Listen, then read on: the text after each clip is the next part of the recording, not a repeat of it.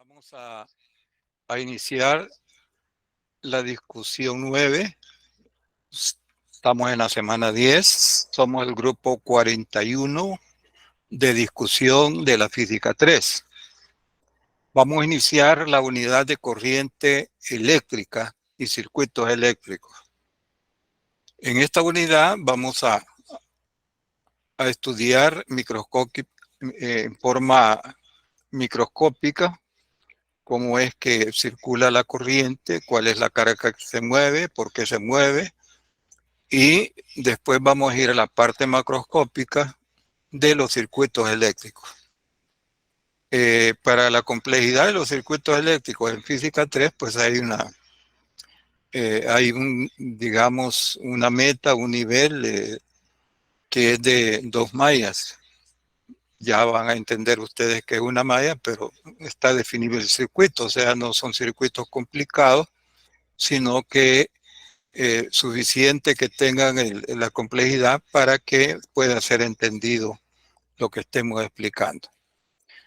Muy bien, comienzo diciendo lo siguiente.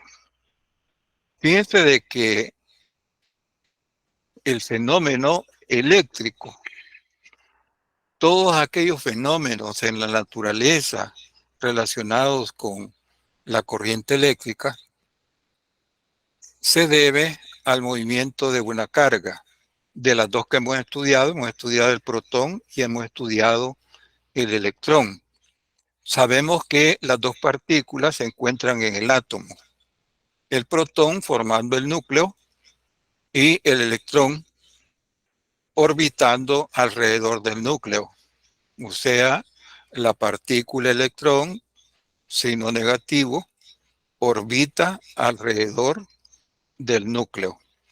Entonces quiere decir que hay electrones orbitando con un radio pequeño, o sea, cercanos al núcleo, y hay otros electrones orbitando en diferentes capas hasta llegar a la capa de valencia, que es la más externa en cada átomo.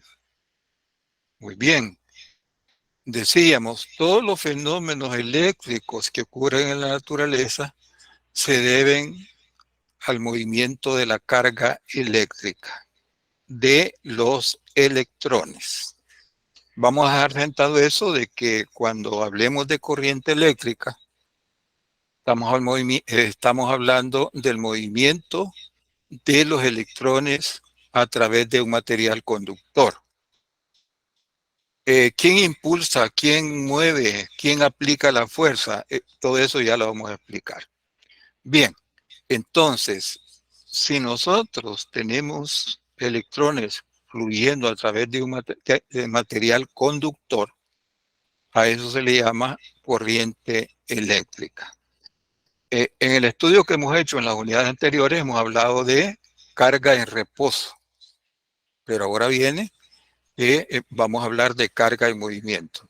Entonces, ¿quién es la partícula que se mueve de las partículas cargadas, que son dos, protón y electrón? Se mueve únicamente el electrón. ¿Por qué? Bueno, porque la segunda ley de Newton nos dice que un cuerpo que tenga una masa pequeña, pues la fuerza que se va a aplicar para ponerlo en movimiento también va a ser pequeña, en este caso a nivel microscópico. Y una partícula con una masa muy grande, la fuerza tiene que ser muy grande. Entonces, la diferencia entre el protón y el electrón, la diferencia a nivel de masa, es exageradamente grande. La masa del protón es 1803 veces la masa del electrón. Por lo tanto, el protón es bastante másico, o sea, una masa muy grande. Y a nivel de las fuerzas microscópicas, tendría que emplearse una fuerza muy grande. Entonces, las fuerzas microscópicas no pueden mover al protón. Es por eso de que en el fenómeno de corriente eléctrica, quien se mueve únicamente es la carga negativa. ¿Por qué? Porque su masa es pequeña y a nivel de las fuerzas microscópicas fácilmente pueden arrancar con una fuerza eléctrica, arrancar un electrón que está en las órbitas exteriores de un átomo, arrancarlo y hacer que la fuerza resultante sea en la fuerza que él está aplicando. Entonces, el electrón fluye y comienza a viajar. Pero, ¿qué sucede con el resto del átomo donde se arrancó ese electrón? Queda estático. Entonces, si a los millones de átomos que tiene un segmento de conductor le quitamos a cada uno, suponiendo un electrón, entonces tendríamos millones de electrones viajando en un sentido. Muy bien, aquí tenemos un modelo, vean, donde este cilindro café está simulando un material conductor, digamos cobre. Hemos hablado en electrostática o carga en reposo de que cuando un cuerpo está cargado, el campo eléctrico en el interior es cero. Por lo tanto, los electrones de ese segmento de material, eh, no hay campo, no hay fuerza, no se mueven. Pero ¿qué pasaría si nosotros eh, conectamos una batería? Imaginen que tenemos el segmento de conductor y le aplicamos una batería. Esa batería o FEN o fuente de voltaje crea un campo en el interior del conductor. Entonces, vean, a diferencia de la teoría de electrostática, entonces, ¿quién va a entregar la energía para mover esos electrones? La fuente, que es un elemento externo y está conectado al conductor. Entonces, quiere decir que si se genera un campo eléctrico en el interior del conductor, el electrón va a sentir una fuerza en el sentido contrario al campo y va a haber un desplazamiento de electrones en el sentido contrario al campo. Y va a ser proporcional ¿a qué? A la FEN, al voltaje. Todos los conductores, el cobre, el hierro, todos los metales, sabemos nosotros del estudio en bachillerato de que todos los metales, se enseña en bachillerato que todos los metales son buenos conductores. Eso es cierto. Pero dentro de los metales hay buenos conductores y otros mejores conductores. Entonces, ¿cómo se hace la diferencia? Con un parámetro N llamado número de electrones por unidad de volumen. Fíjense de que un buen conductor,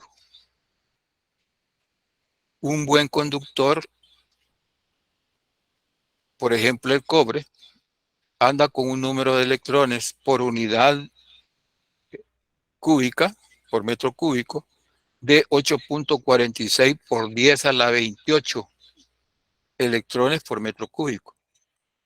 Esta es la densidad de electrones por unidad de volumen. Es una cantidad bien grande, vean, son muchos millones de electrones en un metro cúbico. Los aislantes, se considera que un aislante promedio tiene un electrón por metro cúbico. Vean la exagerada diferencia. Entonces, diríamos de que los materiales aislantes no tienen electrones de conducción, no tienen electrones libres. Se le llama electrones libres, a aquellos electrones que están en la capa de valencia, que es la que está con un radio mayor, o sea, son los electrones que están orbitando más lejos del núcleo.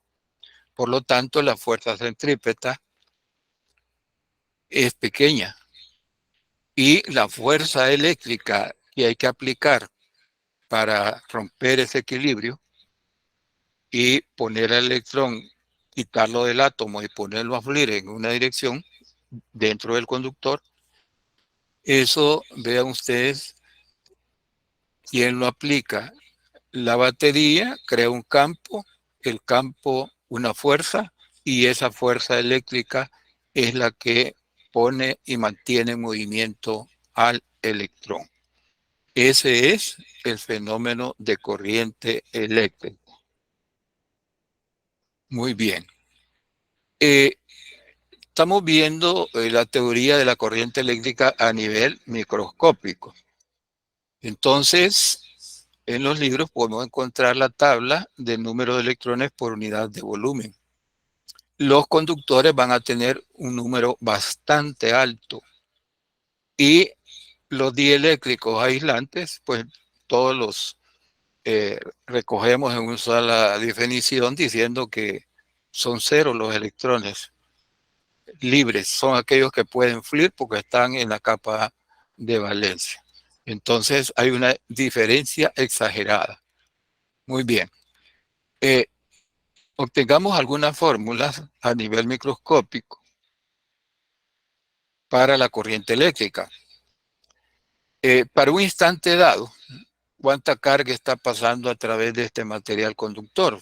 Vean, aquí tenemos un plano transversal al cilindro y las cargas, en este caso vean, he señalado las cargas positivas. ¿Por qué? Porque el sentido de la corriente eléctrica, así está definido por los señores que investigaron, eh, tiene un sentido tal, dice, el sentido de la corriente convencional, o sea, la que señalamos por I en los circuitos, la corriente convencional tiene un sentido tal en aquel en que se moverían, un supuesto, las cargas positivas. Entonces vean de que si las cargas positivas se pudieran mover, ¿cuál sería el recorrido? En este sentido. Pero como es el electrón el que se mueve, ya lo justificamos, el sentido de viaje de la carga eléctrica negativa es contraria. Entonces hay una velocidad relativa entre el electrón y el protón que quedó. Entonces podemos decir, bajo la definición macroscópica de la corriente eléctrica, que el movimiento de las cargas o la cantidad de corriente que pasa a través de un conductor depende de el número de cargas que están atravesando un plano, que sería un corte acá en el material conductor. Entonces, para un instante dado, ¿cuánto sería la carga que estaría encerrada en este segmento de conductores que estaría viajando? Que sería la carga, sería el número de electrones por unidad de volumen por el volumen. Entonces me queda número de electrones.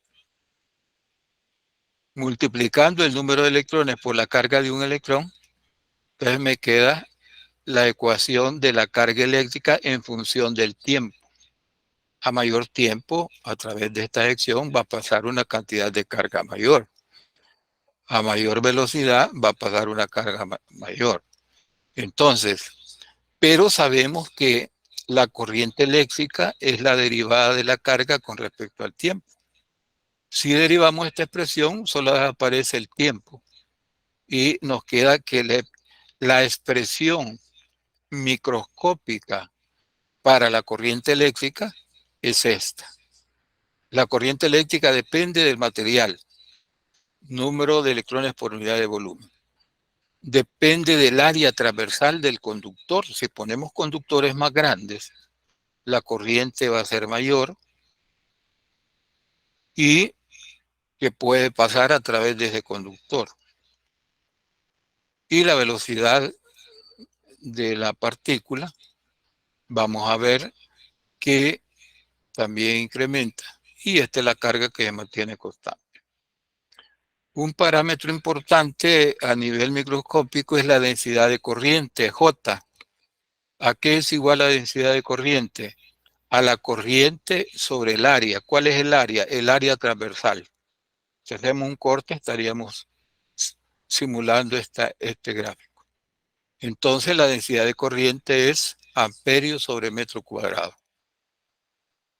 Bien, preguntémonos ahora cómo es ese viaje que hace el electrón dentro del conductor. Bueno, ya sabemos de que para generar el campo eléctrico en el interior de un conductor es necesario aplicar una fuente de voltaje. En este caso, ven en los extremos de ese pedazo cilíndrico de cobre estamos aplicando una diferencia potencial. Por lo tanto, el campo es impuesto por esa diferencia de potencial. Entonces, la pregunta que vamos a responder, ¿los electrones viajan en línea recta o hay algún movimiento especial ahí cuando el electrón se está moviendo dentro de ese segmento conductor? Fíjense de que si nosotros nos imaginamos que este electrón salió de un átomo y que en su viaje va colisionando con los restos de los átomos que han quedado, entonces quiere decir que no es en línea recta porque el electrón va a sufrir colisiones. ¿Y qué pasaría si la trayectoria de viaje no es recta? Pues aquí tenemos, vea un diagrama donde aquí tenemos una colisión, aquí tenemos otra colisión y tenemos que los vértices son colisiones. ¿Y qué sucede con la masa del electrón? Va teniendo diferentes direcciones en su viaje, pero siempre va avanzando contrario al campo. O sea, el desplazamiento, aunque tenga varios choques, va a ser contrario al campo. Entonces vean de que la velocidad no es una velocidad donde podemos asegurar que es su dirección en línea recta, sino que va teniendo colisiones. ¿Cuál sería lo ideal? Lo ideal que el número de colisiones de un electrón con el resto de los átomos que ha quedado estático sea cero. Pero ¿de qué depende eso? Depende de N. Entre mejor conductor es un material, tiene una cantidad mayor de electrones, se vuelve más conductor y el número de colisiones disminuye. Lo ideal sería cero colisiones. Bueno, eh, concluimos entonces de que la corriente eléctrica es generada por un campo eléctrico que es impuesto por una FEN en los extremos del conductor y que la partícula que viaja dentro del conductor es el electrón. ¿Por qué? Porque a comparación de las masas del electrón y el protón, el electrón tiene una masa exageradamente mucho menor que la del protón. Entonces el campo eléctrico aplica una fuerza eléctrica sobre un electrón que está girando más lejos del núcleo y lo pone en movimiento. Vean que es un movimiento en el sentido contrario al campo y no es en línea recta. Va sufriendo colisiones, pero el resultado final de su desplazamiento es en el sentido que señala la velocidad. Muy bien. Eh, el concepto de resistencia, resistividad y conductividad. La resistencia eléctrica es un parámetro macroscópico que si nosotros decimos, bueno, este material conductor, al aplicarle una diferencia de potencial, circula en una corriente. Entonces nosotros podemos calcular la resistencia haciendo el cociente entre el voltaje y la corriente. Y es un parámetro macroscópico. La resistividad, ¿de qué depende la resistividad? O sea, la oposición al paso de la corriente eléctrica dentro de un conductor. ¿De qué depende? Fíjense que depende del área del conductor. Sabemos que a mayor área transversal facilita la corriente eléctrica. Depende del material, del número de electrones por unidad de volumen Y nosotros podemos, con lo que ya conocemos, fíjense que el delta V aplicado por la batería en las caras opuestas de este segmento de conductor es igual a E por L. Podemos calcular J. Entonces, J, que es la densidad de corriente, es igual a sigma por E. Entonces, tendríamos que este sigma es un parámetro que se le llama conductividad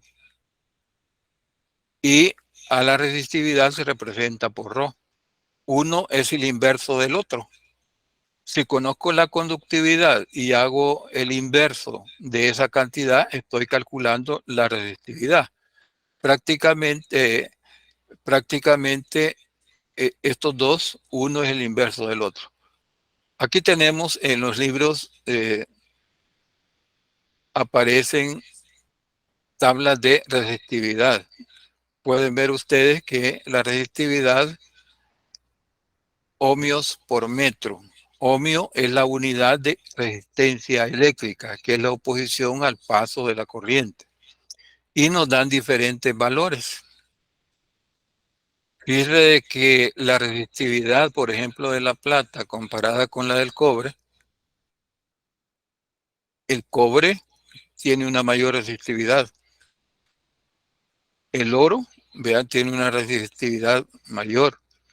El, el cobre, hagamos la comparación con los dos primeros. El cobre tiene una mayor resistividad. La plata, una menor resistividad. Pero desde el punto de vista de la ingeniería, eh, sería un error hacer una instalación, pensemos en una instalación industrial o doméstica, hacerla con conductores de plata. ¿Por qué? Porque la plata es un material preciado. Sería un error, ¿verdad? La ingeniería económica nos enseña de que podemos hacer comparaciones. El cobre es muy accesible, es reciclable, o sea, es barato desde el punto de vista económico y podemos ver que la diferencia, aquí si aproximamos a 1.6 y 1.7, la diferencia es una cantidad pequeña. Entonces quiere decir que desde el análisis de la ingeniería económica, mejor tener pérdidas en calor porque la conducción de la corriente eléctrica a través de un conductor, si el conductor tiene una resistividad mayor, calienta. Pero vean, por eso el cobre, comparado con todos estos materiales, a nivel universal, el cobre es el que se utiliza en las instalaciones domésticas, industriales y comerciales, que abarcan la mayoría de las aplicaciones para tener un sistema eléctrico con diferentes aplicaciones. Entonces, el cobre es un material accesible económicamente y técnicamente pues cumple que su conductividad es alta. Por lo tanto, el inverso de la conductividad, su resistividad va a ser baja. Entonces, vean, aquí tenemos las expresiones para la conductividad y para la resistividad. Una es el inverso de la otra. Muy bien. ¿De qué depende la conductividad? Veamos acá. Del número de electrones libres que tenga el material, N. Es correcto, ¿verdad? De la carga, la cantidad de carga, y este es el que quiero explicar, es el tiempo tau, es el tiempo promedio entre colisiones. Preguntémonos, cuando el electrón va viajando a través de un conductor, ¿cuál sería lo ideal? Que el tiempo de cada colisión tenga un tiempo muy grande o que tenga un tiempo pequeño.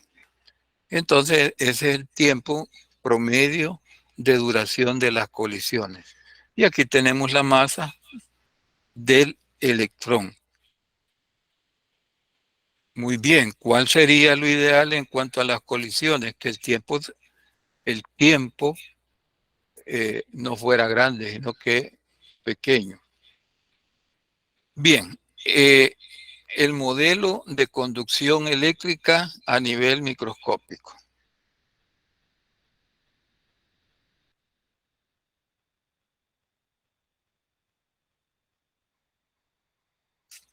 Entonces, ¿qué es la corriente eléctrica? La corriente eléctrica es el flujo de electrones libres a través de un material conductor. Se le llama electrones libres a los electrones que tienen los átomos girando en, eh, un- a una distancia del núcleo mayor, o sea, en las capas exteriores. Cada vez que nos alejamos del núcleo, que el electrón está más lejos del núcleo, la fuerza que hay que aplicar para quitarlo del átomo y ponerlo a fluir es menor. Y a nivel microscópico, pues entonces se pueden generar ese tipo de fuerzas para arrancar con la fuerza que hace el campo eléctrico, que es una fuerza de tipo eléctrico, vencemos otra fuerza de tipo eléctrico. No es correcto relacionar una fuerza mecánica a nivel microscópico, sino que es una fuerza de tipo eléctrico, porque la unión, o sea, la fuerza entre las dos partículas, electrón y protón, es una fuerza eléctrica. Entonces necesitamos otra fuerza eléctrica para que, superpuestas los valores, sumados vectorialmente, nos den una fuerza resultante. Y esa fuerza sabemos que la provoca el campo eléctrico en el interior del conductor. Entonces, ¿quién impone ese campo? La fuente de voltaje que alimenta el circuito. Provoca la energía para que los electrones fluyan. Y los parámetros que cuantifican ese fenómeno, tenemos que decir de que los buenos conductores son aquellos que tienen un número alto de electrones por unidad de volumen. Esos son los mejores conductores. Se considera de que en promedio los materiales dieléctricos o aislantes en promedio tienen un electrón por metro, cúbico, por unidad de volumen. Se considera de que un conductor promedio tiene 10 elevado a la 23 electrones por unidad de volumen, metro cúbico. Observen ustedes de que la diferencia es exagerada, ¿verdad? Y es por eso de que los materiales dieléctricos que no tienen electrones libres, porque están ligados y están formando dipolos, la carga eléctrica no puede fluir. Pero si alguien pregunta, por ejemplo, mire, y si nosotros a un dieléctrico que está formado por dipolos, le aplicamos un campo eléctrico muy grande porque le aplicamos una batería exterior con un voltaje muy grande, ¿qué va a suceder? Los dipolos se alinean completamente. Y si seguimos nosotros aplicando campo, va a llegar un momento entre que la fuerza, la carga positiva y la carga negativa que están unidas por una barra aislante, se van a separar. Se rompe la barra que está uniendo las partículas viajan, pero sucede un fenómeno macroscópico. El aislante se quema. Por ejemplo, nosotros en nuestra vida diaria decimos, bueno, allá hay chispa, ¿verdad? En ese poste hay una chispa y hay un problema. Y podría darse el caso de que el aislante falló porque se polarizó y el campo fue tan grande que rompió los dipolos. Y hay, una liberación de energía muy rápida y genera pues chispas, genera fuego, porque el material aislante se rompió.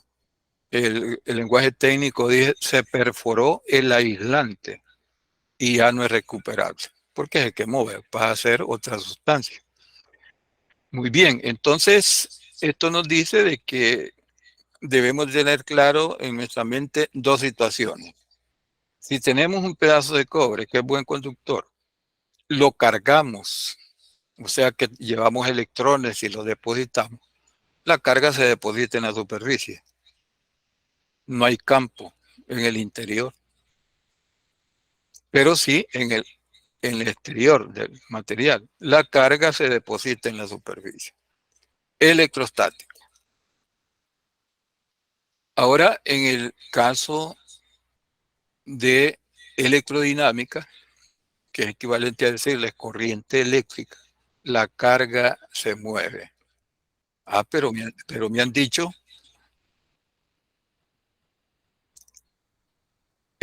no, todavía no he puesto porque quiero hacerles el resumen primero de la parte que hemos dejado. ¿Verdad? Esta pregunta estoy respondiendo a una pregunta que me hicieron. Eh, entonces, en el caso de corriente eléctrica, hay un campo eléctrico en el interior. Vean, esa diferencia es fundamental, que la entiendan. Ahora viene, ¿quién genera ese campo eléctrico en el interior de un conductor para generar corriente eléctrica, que es el movimiento de los electrones? Una batería, una fuente de energía exterior. De ahí comienza todo el análisis, la fuerza, el campo, la fuerza, el movimiento, la rapidez y todo eso. Regreso a la presentación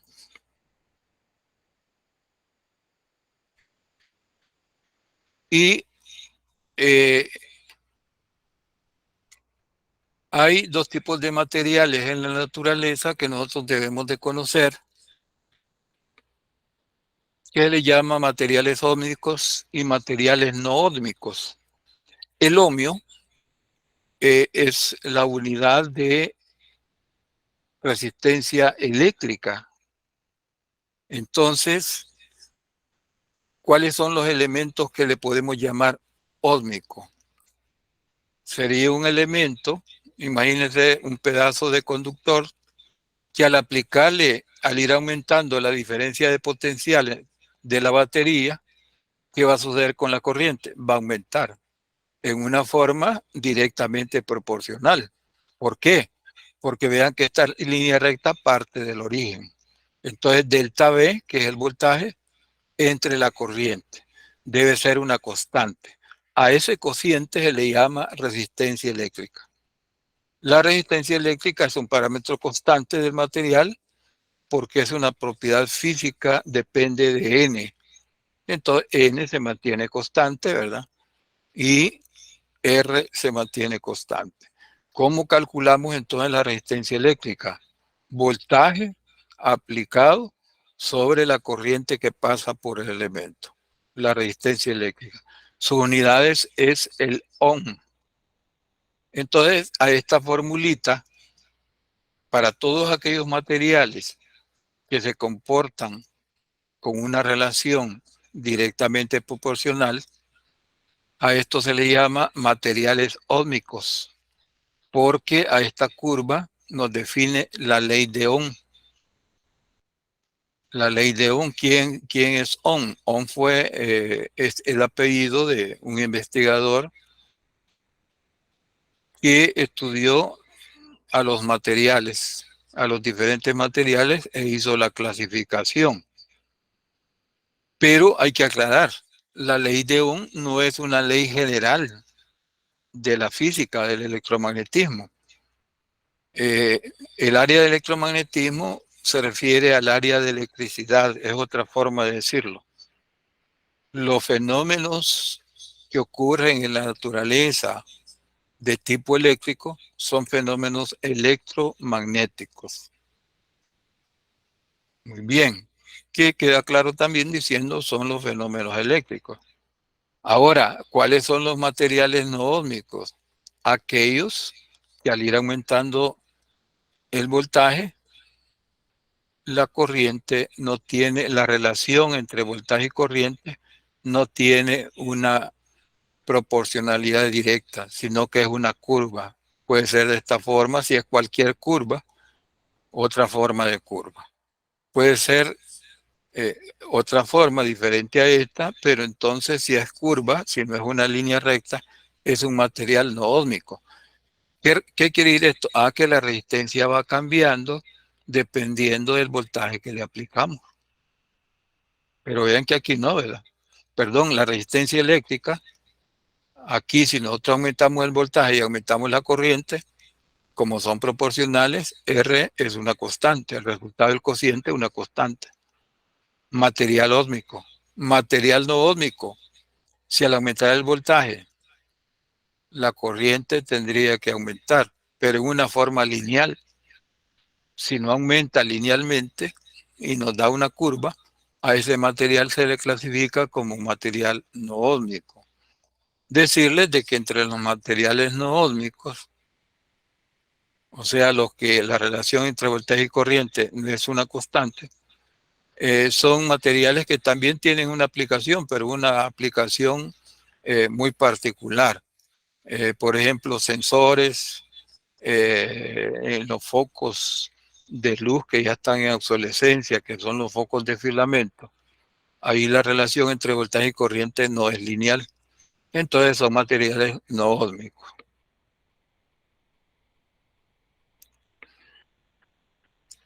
Transferencia de energía en un circuito. ¿Qué es lo que debemos hasta este nivel de la presentación que debemos tener claro? ¿Quién da la energía a un circuito para que funcione según se diseñó?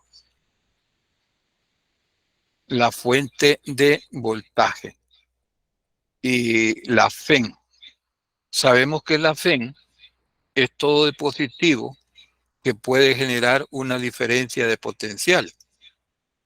Para explicaciones se utiliza la batería, pero podría ser un panel solar, podría ser una fuente de energía, no necesariamente una batería, sino que recuerden ustedes de que la generación de energía en el mundo, pues hay, por ejemplo, pongamos de ejemplo nuestro país, se genera energía convirtiendo la energía mecánica del agua en energía eléctrica.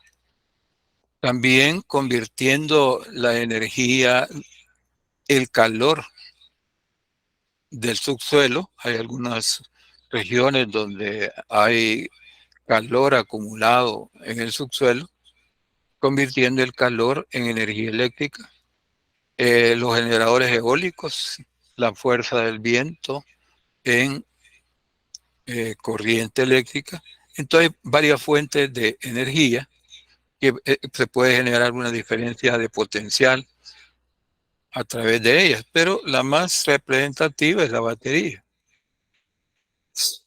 Entonces, quiere decir que en todo circuito eléctrico, para que funcione, necesitamos una FEN. ¿Qué es una FEN? Un dispositivo que puede generar una diferencia de potencial. Y aquí tenemos, vean, la batería alimentando este dispositivo. Digamos que el dispositivo está formado por una única resistencia eléctrica. Entonces vean de que la fuente, por lo ya explicado al inicio, hace circular a los electrones en sentido contrario al campo y acá hay un flujo de carga a través de la batería, perdón, a través de la resistencia, que lo simularíamos como de esta forma la resistencia eléctrica. Entonces, ¿qué sucede? Que la energía de la batería en una resistencia se transforma en calor, que es una de las aplicaciones de la corriente eléctrica. Entonces, obtener de una FEN calor. Se calienta la resistencia y ese calor pasa al medio ambiente. Pero las aplicaciones hay eh, decenas de aplicaciones donde se utiliza la energía eléctrica para generar calor, generar sonido, audio, video. Entonces vean que hay diferentes aplicaciones. Justamente por esa facilidad con que se puede transformar la energía eléctrica en otro tipo de energía, la energía más solicitada es la energía eléctrica, ¿verdad? En una sociedad es necesario tener fuentes de energía para convertir esas fuentes de energía en una FEN, tomar parte de la energía a través de un dispositivo, convertir en una FEN y que esa FEN pueda aplicarse a un circuito y obtener una aplicación. Un ejemplo tácito son los electrodomésticos, ¿verdad? Podemos conseguir movimiento mecánico, calor, podemos diferentes formas de convertir la energía eléctrica. Bien, en este circuito, si nosotros vemos dónde hay diferencia de potencial, primero en la batería. Si consideramos que los conductores son ideales, ¿qué significa eso? Que no tienen resistencia. Podemos justificarlo diciendo, bueno, porque la longitud del conductor es pequeña, entonces podríamos aplicar el principio de conservación de la energía. La energía entregada por la fuente es igual a la energía que la resistencia convierte en calor. Para este caso sencillo. Muy bien. Entonces, observen que el voltaje de la fuente es igual a la corriente que pasa por la resistencia por la resistencia. Esta es la ley de Ohm, donde R es la pendiente, recuerden el gráfico. Entonces la corriente la podemos calcular dividiendo el voltaje de la fuente entre el valor de la resistencia. Nos da la corriente eléctrica. Entonces, la potencia entregada. ¿Qué es la potencia? La potencia es la rapidez con que se realiza el trabajo. Entonces, en un circuito, la potencia entregada por la fuente es igual a la potencia recibida por el elemento al cual se le está aplicando esa diferencia potencial. Entonces, vean, hay un balance de energía en todo circuito eléctrico. La potencia entregada es igual a la potencia que los diferentes elementos, en este caso solo hay uno, están aplicados a la batería. Entonces, en este caso, la potencia entregada por la fuente es igual a la potencia recibida por la resistencia que convierte esa energía en calor.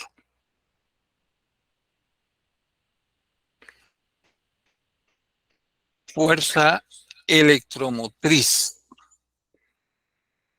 Todo dispositivo o aparato que proporciona una diferencia de potencial entre dos terminales es una fuerza electromotriz o FEN. ¿De dónde se obtiene la energía para convertir esa energía en una FEN? En una batería, ya lo dijimos, aprovechando la energía solar a través de un panel solar, a través de convertir la fuerza del movimiento del agua en una FEN, utilizando dispositivos como un generador. También la energía calorífica en el subsuelo, convertir ese calor en una FEN. Hay diferentes formas de obtener una FEN, no solamente la batería, pero nosotros podemos llamar FEN a toda diferencia de potencial entre los terminales de un dispositivo. Ese dispositivo se convierte en una FEN, porque estaría convirtiendo de un tipo de energía a energía eléctrica.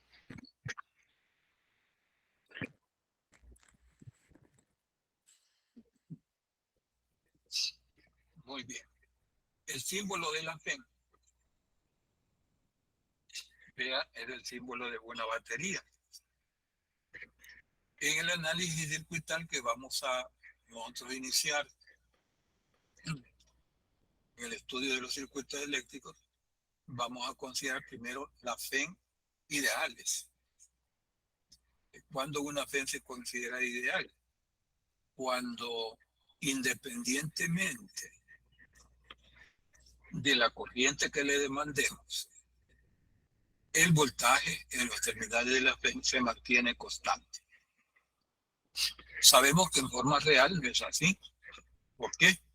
Porque si nosotros compramos una batería para un dispositivo, imagínense un pequeño aparato, ya sea de música, ya sea de luz, cuando nosotros decimos se terminó la batería, se descargó la batería, ¿qué sucede?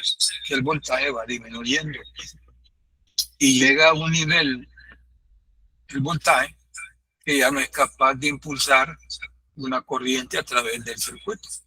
Y decimos la batería se descargó. Entonces, así funciona realmente la FEN. En este caso, diciendo que estamos considerando como FEN una batería. Pero después nosotros podemos decir, bueno, esa es una FEN real, pero vamos a comenzar estudiando los circuitos poniendo FEN ideales. Le demandamos 1000 amperios y debemos de suponer que el voltaje se mantiene constante. Muy bien, fuerza electromotriz. Todo dispositivo o aparato que proporcione una diferencia de potencial en sus dos terminales. ¿Y cuál es la función de esa FEN? Entregar la energía a un circuito para que funcione según su diseño.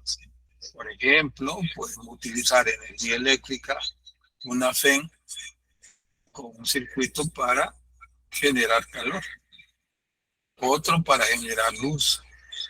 Entonces va a depender del diseño del circuito. Pero ¿quién aporta la energía? La FEN. Ahora, ¿cómo diferenciar de una FEN real y de una FEN ideal? Pensemos en una FEN real. ¿Qué sucede? Piense de que la vamos a representar, la FEN real. Esta es la FEN y le vamos a poner una resistencia interna. Esta resistencia interna la vamos a suponer que está dentro, pensemos en una batería. En el cajoncito de la batería estaría esta resistencia interna. ¿Y a qué se debe? A la imperfección de los materiales de que está construida la batería, a el diseño de la batería, no es perfecta, entonces al circular una corriente en el interior se simula esa deficiencia que tiene en sus materiales, el material va a calentar, entonces la batería calienta. Entonces, a los terminales, vean, siempre estaríamos llamando, en los terminales, estaríamos llamando a este elemento FEN y esta resistencia interna. Esta es la simulación teórica de una resistencia, de una batería real, de una FEN real, y estamos pensando en una resistencia en serie con la FEN. Consideremos que esos dos elementos están dentro de un depósito. Si la batería la consideramos ideal, ¿cuánto debería ser la resistencia interna? 0. Y la representamos de esta forma.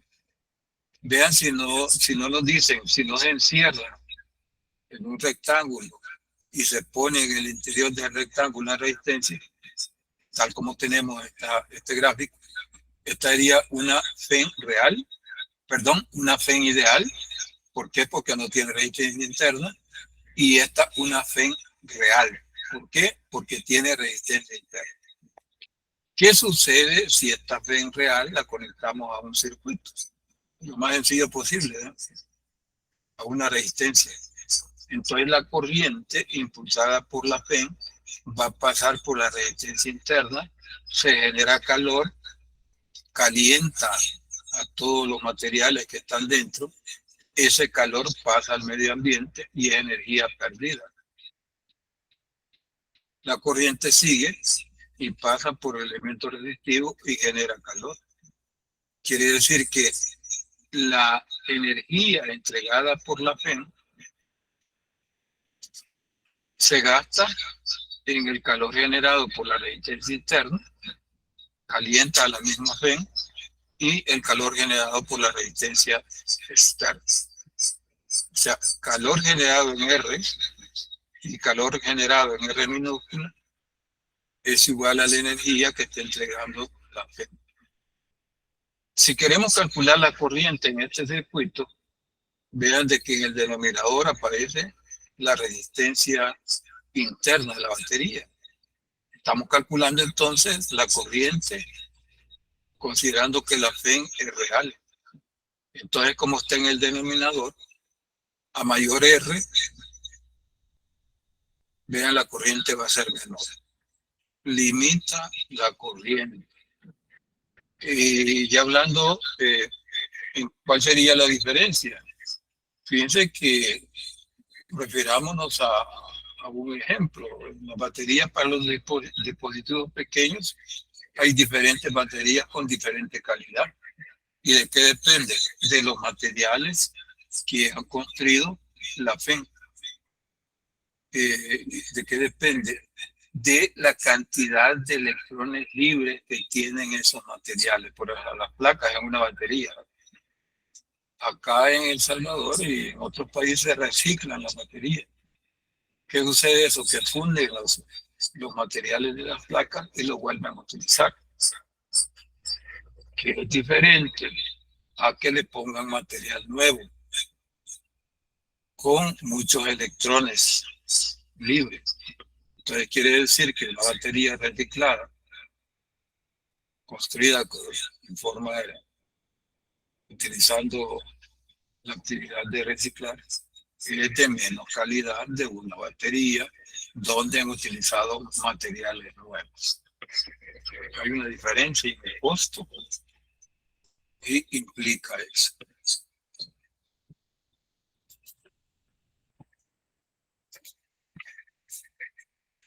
Bueno, veamos si hay alguna pregunta.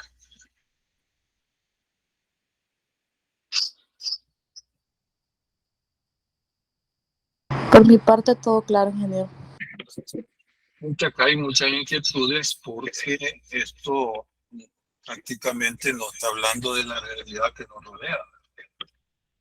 Podemos entender, por ejemplo, en forma lógica, y tenemos el conocimiento, que si le aplicamos una diferencia de potencial a un conductor, la corriente va a ser mayor, va a generar más calor, y en un conductor, si cambiamos un conductor por otro, debemos de saber cómo anda la relación entre lo que es el número de electrones por unidad de volumen. Bien.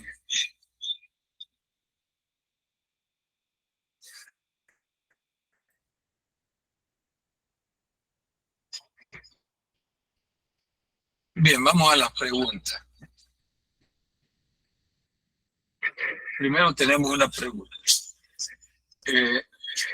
Expliquemos este diagrama. Fíjense que este cono, consideremos que el cono es un sólido conductor, pensemos que es cobre, y nos están señalando estas diferentes áreas transversales de ese cono. Entonces nos dice una corriente constante, o sea, conectamos una batería y hacemos circular una corriente.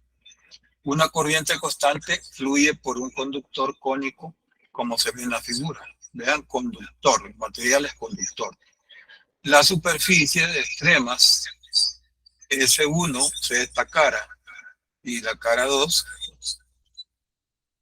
son dos superficies equipotenciales, o sea que se ha conectado una batería, que no aparece acá, y en todo este plano, S2 en todos sus puntos hay una diferencia, un voltaje, y acá hay otro. Entonces, se le está aplicando una diferencia de potencial, lo que decimos un voltaje. ¿Por cuál plano? Primera pregunta, ¿por cuál plano fluye la corriente más grande? Así que el área transversal acá es la mayor y esta es la menor. Entonces, variará la corriente. Y que la corriente respete el principio de continuidad de la carga. ¿Cómo es eso? La cantidad de electrones entrando en esta cara para un mismo delta T debe ser igual a la cantidad de electrones saliendo. Eso en fluidos se le llama principio de continuidad. En este caso, podemos decir que el flujo de carga eléctrica se le aplica el principio de continuidad. Por lo tanto, la corriente eléctrica es un flujo constante. Entonces, aquí el área más pequeña, aquí el área mayor. ¿Cuál es la respuesta? Porque no podemos tener una corriente mayor saliendo que la entrando. ¿Por qué? Porque el flujo de carga eléctrica es continuo. Entonces, la respuesta es: la corriente es la misma en todos los planos, los 4 planos. B. ¿Por cuál plano fluye el flujo eléctrico más grande? ¿A qué le llama flujo eléctrico? Recuerden la ley de Gauss. Dice el integral de punto de A es igual a la carga encerrada sobre el kilómetro cero. Entonces, flujo es igual al número de líneas de campo por unidad de área. Entonces, el flujo será el mismo por unidad de área. Vean, flujo, número de líneas por unidad de área. El número de líneas de campo son constantes, pero acá el área es mayor. ¿Vean? Entonces, flujo es igual a E punto área. E punto en un integral sería E punto de A, o sea, un producto escalar. E por A. Entonces, las líneas de campo son las mismas, pero el área, vean, acá es menor y aquí es mayor. Entonces, la pregunta es: ¿por cuál plano fluye un flujo eléctrico más grande? Número de líneas por unidad de área. Y como el flujo del producto del campo por el área, entonces el flujo sería mayor en el área mayor, que es un producto. Literal C. ¿Cómo varía la magnitud del campo eléctrico E a lo largo del eje central entre S1 y S2? O sea, tiramos un eje del cono y decimos la línea de campo que pasa por esa línea central al cono. ¿Cómo varía la magnitud del campo? ¿Sería el campo eléctrico mayor o menor? ¿De qué depende el campo? La magnitud del campo eléctrico. Cuando el campo eléctrico va viajando entre el área 1 y el área 2.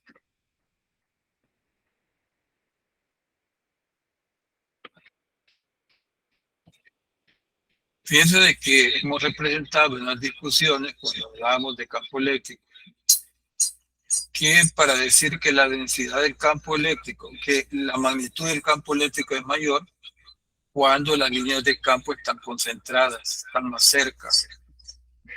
Y aquí, ¿dónde se concentran las líneas? Si entra un mismo número de líneas, tiene que salir un mismo número de líneas. Pero la magnitud de qué depende? de la densidad de líneas por área. Entonces, ¿dónde se unen más las líneas? En ese 1. En ese 2, vean, ya salen más separadas. Entonces, si nosotros quisiéramos hacer un gráfico, las líneas de campo tendríamos que ponerlas más cerca, entre uno y otro, y aquí más separados. Y la magnitud del campo depende de la densidad del líquido. Entonces aquí sería mayor y aquí sería menor.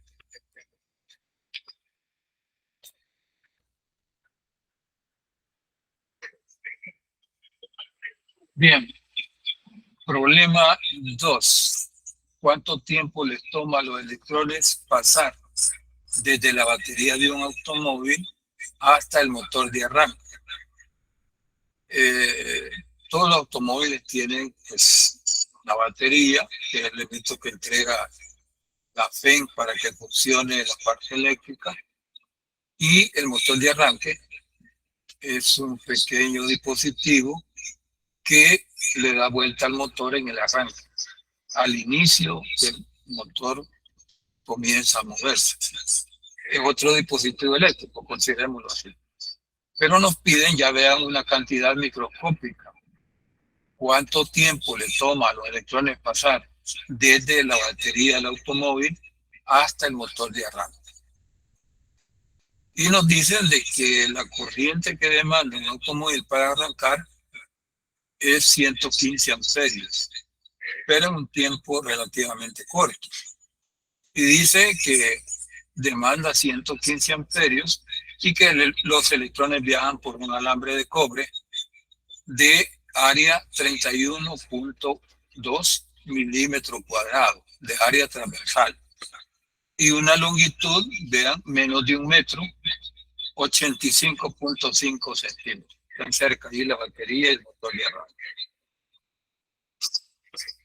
Entonces nos preguntan en cuánto tiempo pasa un electrón de la batería al motor de arranque. Si nosotros calculamos la velocidad, consideramos ese conductor recto,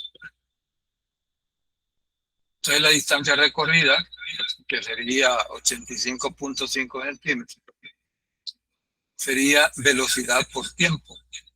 Y ahí podemos despegar el tiempo. Pero ¿cómo conocemos la velocidad? Dividiendo la densidad de corriente entre el número de electrones por unidad de volumen por la carga del electrón. Entonces conocemos la velocidad. Aquí hemos hecho las instituciones y hemos calculado la velocidad con que viaja un electrón. 272 metros por segundo. Ahora, conocemos la velocidad por tiempo, en longitud, despejamos la velocidad, nos queda la longitud que viaja el electrón en el tiempo que viaja. Ya tenemos la velocidad, entonces despejamos el tiempo. Entonces vean, nos da un tiempo de 3.14 milésimas de segundo. 3.14 milésimas de segundo. Un tiempo relativamente cuasi instantáneo. Aquí observen de que tenemos n y vamos a suponer que el conductor, por lógica, ¿verdad? Por razonamiento lógico, de que el conductor es de cobre. Entonces el cobre tiene 8.46 por 10 a la 28 electrones metro cúbico, que sería N. La densidad, que es igual a corriente sobre área. Tenemos la corriente y tenemos el área en milímetros cuadrados. Muy bien, podemos calcular la velocidad, podemos calcular el tiempo.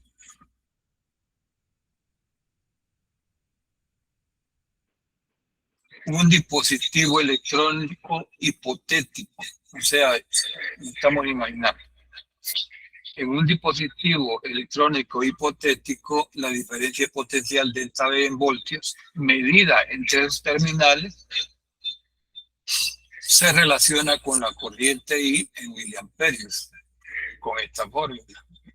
Delta V es igual a 3.55 I cuadrado, voltio. Esta es la fórmula que relaciona el voltaje y la corriente.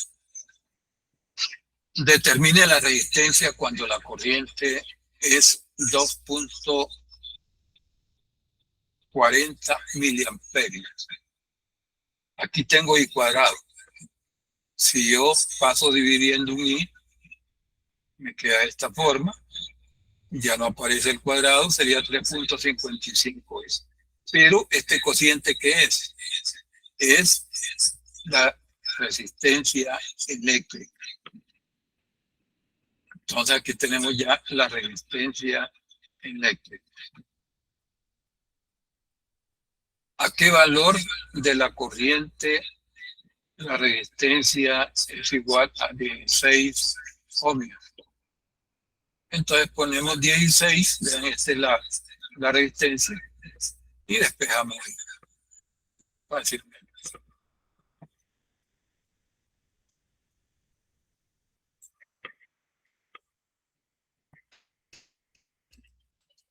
La sección del circuito AB.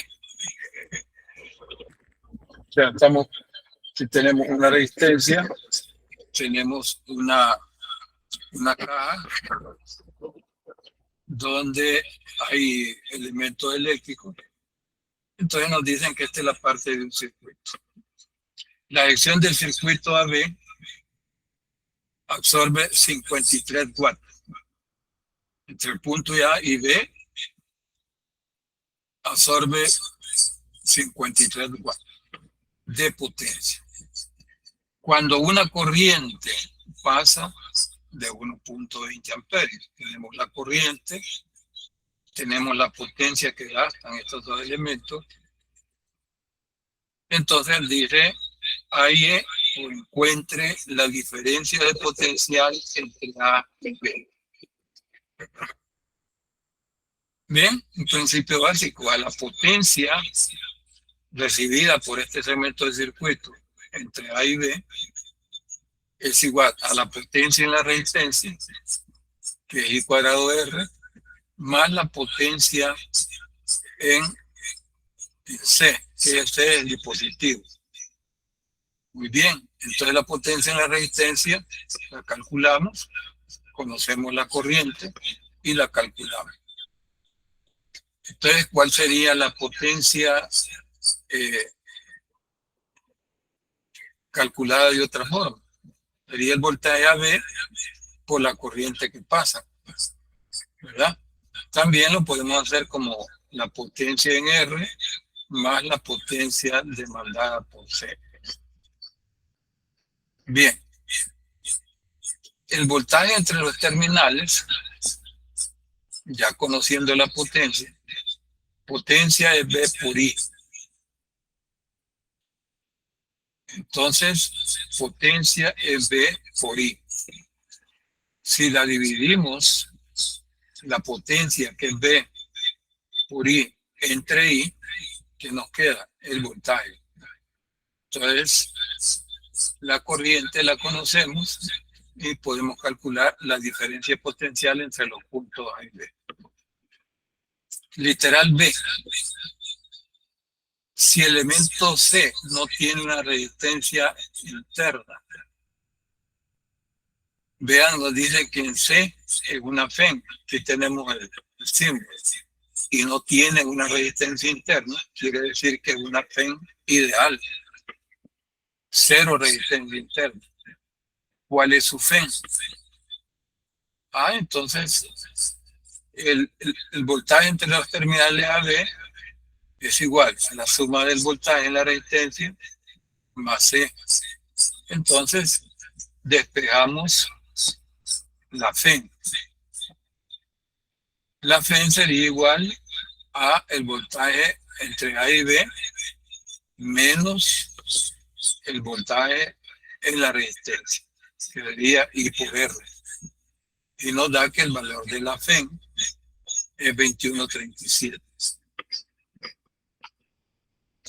¿Cuál terminal del elemento C es positiva a la derecha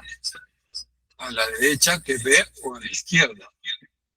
O sea, tenemos una diferencia de potencial, pero ¿qué punto es mayor?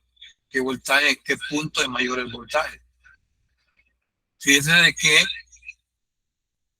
la corriente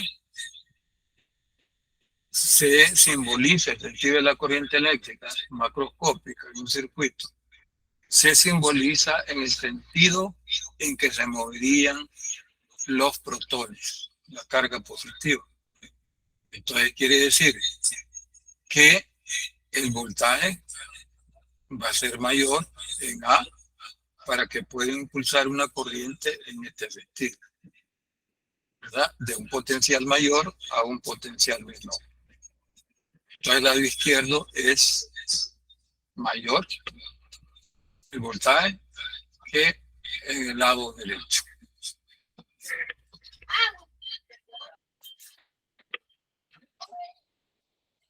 Bueno, hemos visto entonces el origen de la corriente eléctrica, justificando cómo se da el fenómeno de corriente eléctrica. Y también hemos hablado de forma macroscópica como resistencia. ¿Qué significa la resistencia macroscópica? Sabemos que depende de la longitud del conductor, del área transversal y de un parámetro llamado resistividad. Veamos si hay preguntas.